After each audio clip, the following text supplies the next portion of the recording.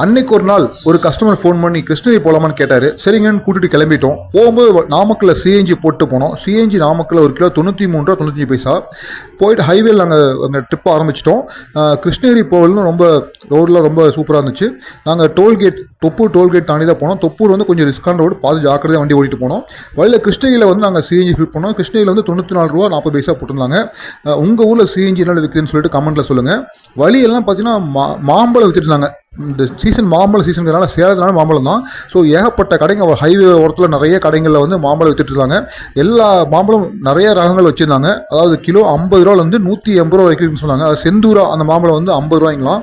அப்புறம் இமாம் பசந்த் ஒரு மாம்பழம், அந்த இமாம் பசந்த் வந்து 180 ரூபாய்ங்களாம். ஒவ்வொரு ரகம் ஒவ்வொரு ரேட் சொன்னாங்க. 50 ரூபாலேருந்து 180 ரூபாய்க்கு சொன்னாங்க. நான் வந்து 100 ரூபாய்க்கு இந்த மாம்பழம் வாங்கினேன். இந்த 3 மாம்பழம் 100 ரூபாய்க்கு வாங்கிட்டு வந்தேன்.